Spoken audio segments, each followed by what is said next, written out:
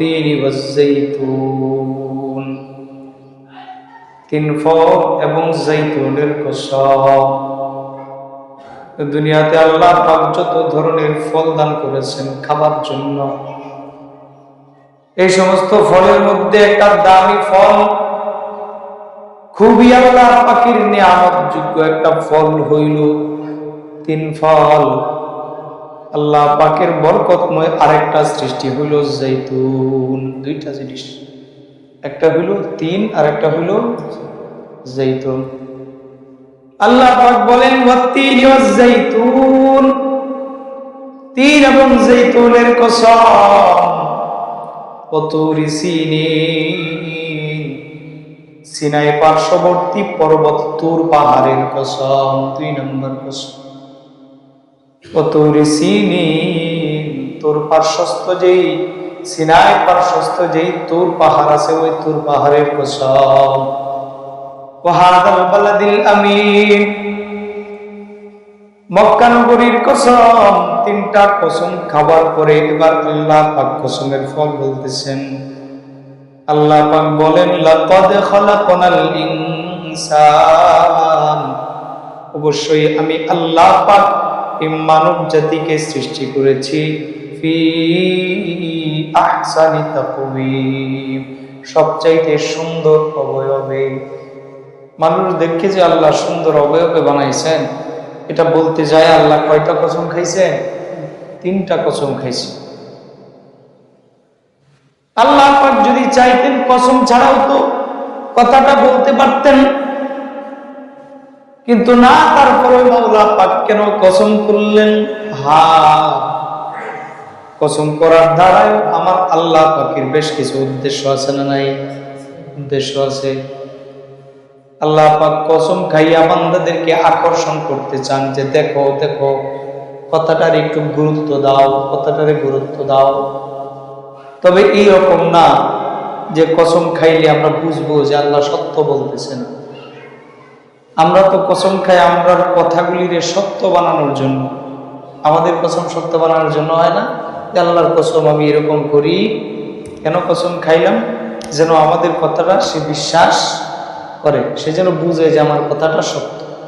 কিন্তু আল্লাহ পাক কসম খাইছেন, আল্লাহ পাক কোনো কথা কসম করে বললেও সেটা সত্য, কসম না করলেও কি সত্য।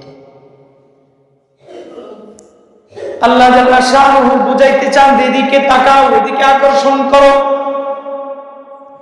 লাকাদ খালাকনাল ইনসানা ফি আহসানি তাকওয়িম, আমি আল্লাহ পাক মানব জাতিকে সৃষ্টি করেছি সবচেয়ে সুন্দর অবয়বে।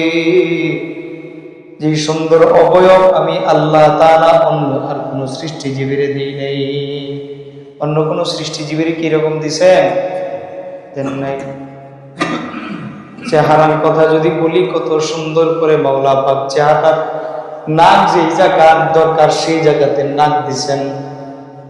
কানটা যেই জায়গাতে থাকলে আপনার আমার জন্য সুবিধা হয়, মাওলা পাক আপনার আমার কর্ণটাকেও সেইখানে স্থাপন করেছেন। চোখটা যেখানে দিলে চেহারাটা সুন্দর হবে সেই জায়গাতে দিছেন।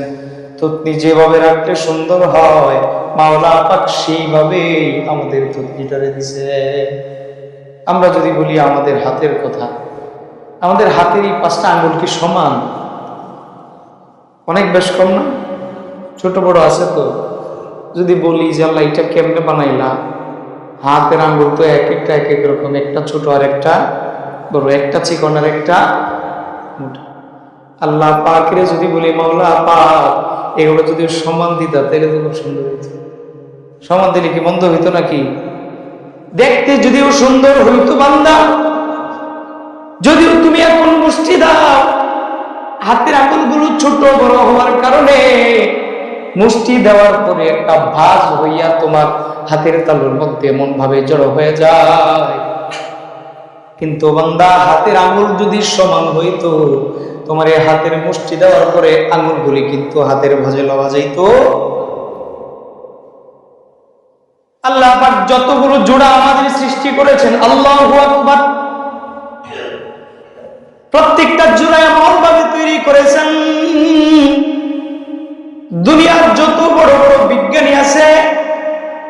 কোনো জিনিস জোড়া দেওয়ার সময় মাওলা পাক যে সুন্দরভাবে জোড়াগুলো সৃষ্টি করেছেন, কোন বিজ্ঞানীরাও কখনো কোনো জিনিস এইভাবে জোড়া দিতে পারে নাই, কেউ দিতে পারে নাই।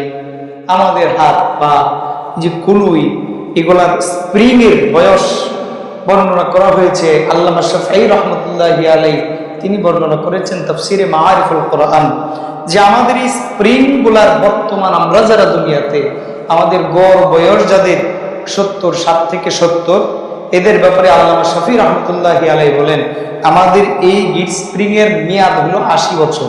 কয় বছর বলেন? বলেন কয় বছর? 80 বছর তিনি এটা বলেছেন। কিন্তু দেখা যায় যে আমাদের গিট স্প্রিং এর বয়স যদিও 80 বছর বলা হয়েছে, যাদের বয়স 80-র উপরে এইরকম লোককে হাঁটতে চলতে ফিরতে দেখা যায় না? দেখা যায়। আল্লাহ বললেন আমি মানুষকে সৃষ্টি করেছি সবচেয়ে সুন্দর অবয়বে। মানুষের দেহখানিকে মাওলা পাক যেমন সূক্ষ্মভাবে, যেমন সুন্দরভাবে মাওলা পাক সৃষ্টি করেছেন, অন্য কোন সৃষ্টিজীবের এমন করে বানান নাই। বিশেষ করে যখন একজন মানুষ শিশু থাকে তখন তার সৌন্দর্য আরো কম না বেশি? বলেন কম না বেশি? বেশি না? ছোট বাচ্চার যদিও চর্মটা কখনো সাদা হয়, কখনো বা কালো, সেই ছোট্ট শিশুটা সুস্থ মস্তিষ্কের প্রত্যেকটা মানুষের কাছে স্নেহযোগ্য, আদরের পাত্র। যে কোনো মানুষ সুন্দর বা কালো শিশুকে যখন কোলে নেয়, নিয়া সর্বপ্রথম আদর কইরা 2 গালের মধ্যে একটা করে চুমু খায়, কপালে চুমু খায়, কোলে নেয়। কোলে নেওয়ার পরে কখনো যদি পেশাবও কইরা দাও, তারপরে কোনো রাগারাগি করে না। আপনাদের কোলে যদি বাচ্চারা পেশাব করে দেয়, রাগ করেন কেউ? করে না।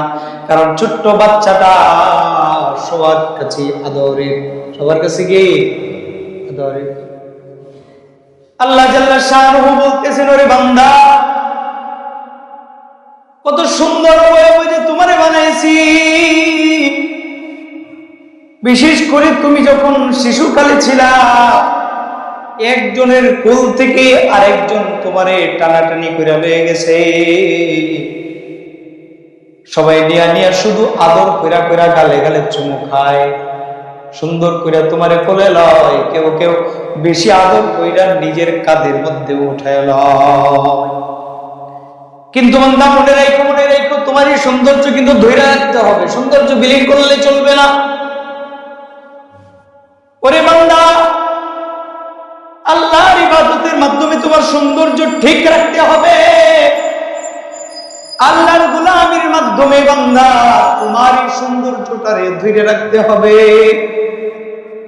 যদি কোনো বান্দা আল্লাহর ইবাদত না করে তাকাব্বুরি করে, অহংকারী করে, আল্লাহ পাকের প্রতি পৃষ্ঠ প্রদর্শন করে, আল্লাহ পাক তাদের দিকে ইঙ্গিত কইরা বলেন আমি আল্লাহ সৃষ্টি সুন্দর কইরা করেছি ঠিক, সুম্মা রাদাদনাহু আসফাল, অতঃপর আমি আল্লাহ পাক রব্বুল আলামিন তারই উন্নত অবস্থার অবনতি সবচাইতে বেশি করব।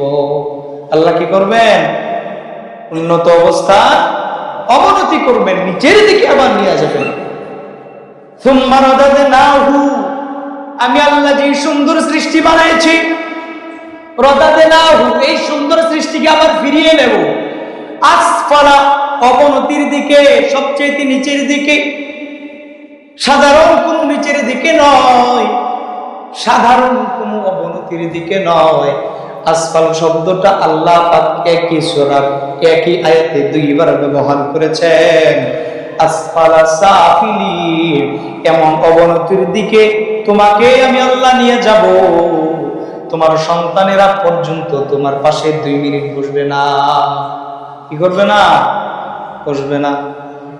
হাই বান্দা, দুনিয়াতে আযান হইলেও তুমি মসজিদে আসো, আল্লাহর ইবাদত করো, আল্লাহর পৃষ্ঠ প্রদর্শন করো।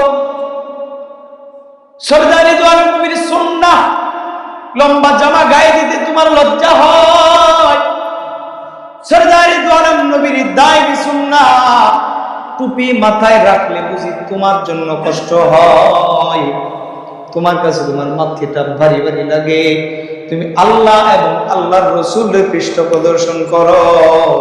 বানাইছেন মালিক তোমার সুন্দর করিয়া, চিন্তা করিও না অতি সত্তর আল্লাহ পাক আবার সেই সৌন্দর্য বিনষ্ট করে দিবে।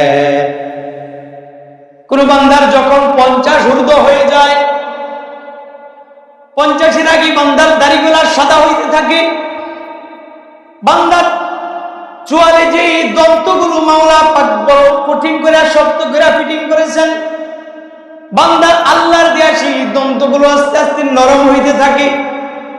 বান্দার দাঁতের গোড়াটা নরম হইতে হইতে এমন একটা সময় দেখা যায় বান্দার দাঁতগুলো আস্তে আস্তে ঝরে যাওয়া আরম্ভ করে দেয়।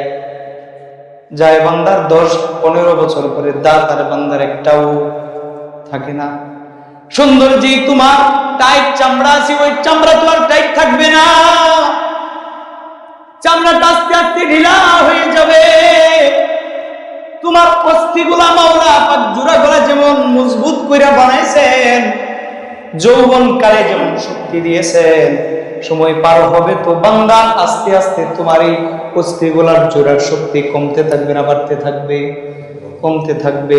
আল্লাহ পাক বললেন চোখের দৃষ্টি আমি দিলাম, চোখের পাওয়ারও কমে যাবে, শ্রবণ শক্তি আমি আল্লাহ দিলাম, এগুলাও কমে যাবে। সৃষ্টি শক্তি, এই যে আল্লাহ পাক বলেন আমি আল্লাহ মস্তিষ্কের যে শক্তি তোমাদেরকে দিলাম, সময় পার হবে তো বান্দা তোমার এই মস্তিষ্কের যে